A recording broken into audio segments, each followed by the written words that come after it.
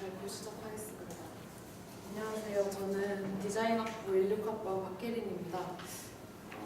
자, 우선 이 사진들을 보겠습니다. 잘 보이시나요? 네. 이 사진들은 제가 키웠던 햄스터인 킹콩이의 사진입니다. 되게 귀엽지 않나요? 네.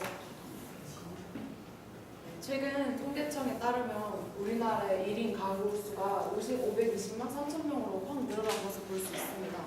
이렇듯 여러분들도 자취하시는 분들이 상당히 많을 건데요. 저 또한 혼자서 생활을 하다 보면 종종 룸메가 없는 방 안에 들어왔을 때 외로움을 많이 느낍니다. 그래서 이러한 외로움을 해소하는 방법에는 TV를 보거나 웹툰을 보는 방법들도 있겠지만 동물을 기르는 방법도 있습니다. 하지만 자취하는 공간이 좁기 때문에 이러한 여건을 고려할 때 키울 수 있는 동물이 한정적일 수밖에 없는데요.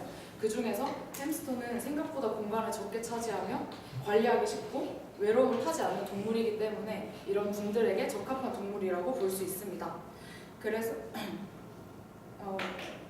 햄스터는 또한 외로움을 느끼지 않기 때문에 자취를 하면서 외로움을 느끼는 분들이 키우기 좋고, 그다음 바쁜 대학생활로 동물에게 신경을 많이 써줄 수 없는 분들에게도 적합합니다.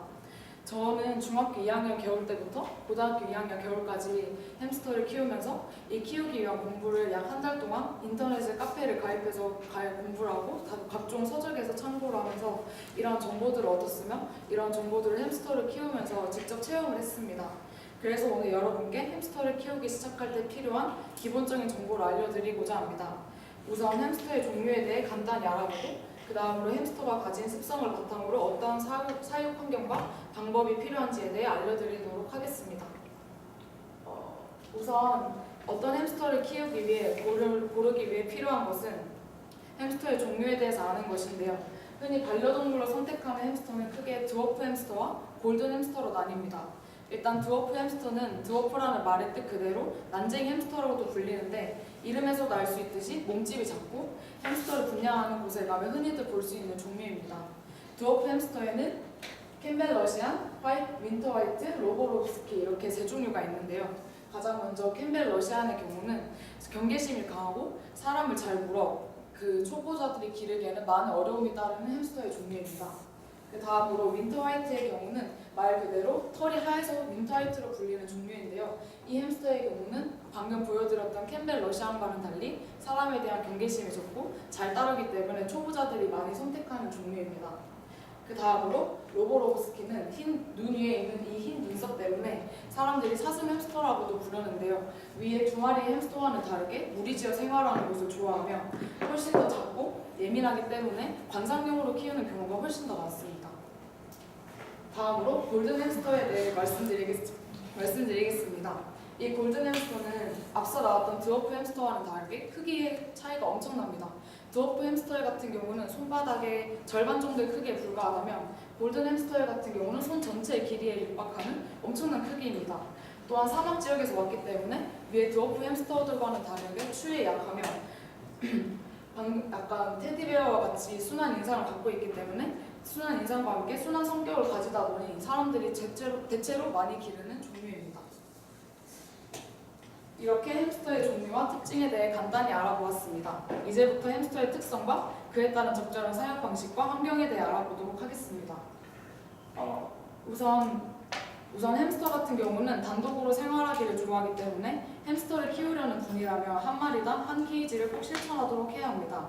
단독으로 생활하기를 좋아하는 햄스터는 햄스터의 케이지에 또 다른 햄스터가 들어오면 자신의 영역을 침범했다고 생각하기 때문에 꼭 두 마리가 싸울 수밖에 없게 됩니다.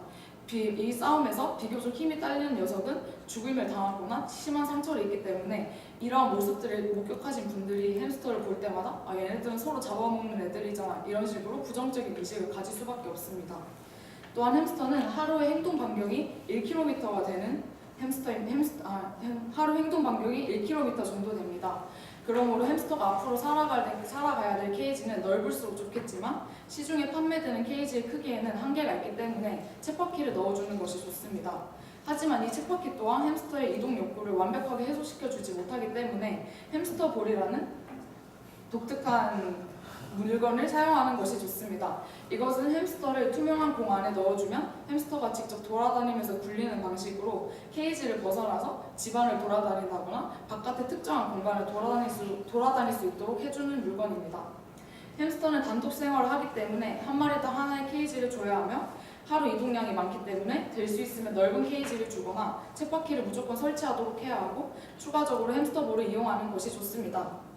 다음으로 햄스터는 야행성 동물로 낮에는 땅굴을 파고 들어가서 자다가 밤에 생활합니다. 이런 햄스터를 위해 케이지 안에는 은신처를 넣어주고 베딩을 두껍게 넣어주는 것이 좋습니다. 우선 은신처에는 다양한 종류가 있는데 나무, 코코넛, 도자기 종류가 있습니다. 대체로 많이 사용하는 것은 나무와 코코넛인데요. 왜냐하면 나무와 코코넛은 열 전도율이 낮기 때문에 햄스터들이 보온을 하는데 적합해서 주로 많이 사용합니다. 또한 도자기 같은 경우는 새로 나온 종류인데 이 도자기는 표면이 차갑기 때문에 여름에 땀을 내지 못해서 더위를 타는 햄스터가 피서용으로 많이 사용합니다.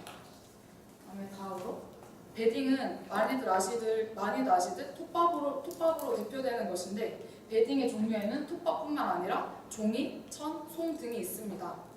우선 톱밥에는 압축과 비압축으로 나눌 수 있는데요. 압축 같은 경우는 나무 조각들이 많이 들어있고 먼지가 많아 햄스터의 기관지에도 좋지 않고 눈병에 걸릴 위험을 높입니다. 하지만 비압축 같은 경우는 나무들이 한번 정제된 상태에서 오기 때문에 나무 조각으로 인해 햄스터가 다칠 염려도 없고 먼지가 적어 햄스터의 건강에 훨씬 좋은 경우가 많습니다. 또한 이 톱밥을 고를 때는 소재를 잘 선택해야 하는데요. 햄스터의 경우 일부 종들은 소나무에 알러지 반응을 보이는 경우가 있습니다. 이런 알러지 반응으로 인해 햄스터는 죽음에 이르는 경우도 있기 때문에 소나무로 이루어진 베딩은 사용하지 않는 것이 좋습니다. 그 다음으로 종이 베딩이 있는데요. 종이 베딩은 말 그대로 종이로 만들어진 베딩입니다. 이 베딩은 햄스터가 겨울에 보온을 유지하기에 적합하기 때문에 겨울에 주로 사용하는 것이 좋은데요. 하지만 햄스터가 톱밥과는 다르기 때문에 종이를 먹이로 인식해서 먹는 경우도 있고 얘네들이 염색된 종이 같은 경우는 햄스터의 피부와 기관지에 좋지 않은 영향을 끼치기 때문에 이 점을 고려하여 최소한으로 사용하는 것이 좋습니다. 다음으로 최근 들어 나온 베딩의 종류인데요. 천과 솜이 있습니다. 이 천 같은 경우, 얘네 둘 같은 경우는 장점보다는 단점을 더 많이 가지고 있다고 할 수 있는데요. 천 베딩 같은 경우는 햄스터가 땅굴을 팔 수 없게 하고 실밥이 풀렸을 때 발톱이 걸리거나 다리가 걸려 쉽게 다치게 합니다. 또한 솜 같은 경우에도 작은 얇은 섬유질들이 햄스터의 다리에 걸려 살을 파고들거나 발톱에 걸려 빠지게 하는 등 햄스터들을 다치기 쉽게 하므로 정말 필요하다면 은신처에서 햄스터가 따뜻함을 유지할 수 있도록 최소한으로 사용하는 것이 좋습니다. 햄스터는 야행성이므로 땅굴을 파거나 어두운 곳에 들어가서 지내야 합니다. 이를 고려하여 적합한 은신처를 넣어주고 비압축으로 된 톱밥을 넣어주는 것이 좋습니다. 지금까지 햄스터의 종류와 각 특징, 햄스터의 습성, 이에 따른 사육 환경과 방법에 대해 알아보았습니다. 한 마리의 동물을 키우는 데에는 많은 준비와 공부가 따릅니다. 앞서 말했듯이 저도 햄스터를 키우기 전에 약 한 달간 인터넷과 책에서 공부를 하며 햄스터에 대한 몰랐던 사실들을 알아가고 잘 키워낼 수 있었습니다. 여러분들도 제가 오늘 알려드린 햄스터에 대한 정보에 흥미를 갖고 만약 키우게 된다면 이 정보를 꼭 기억해 주셨으면 감사하겠습니다. 그럼 이만 발표를 마치겠습니다. 감사합니다.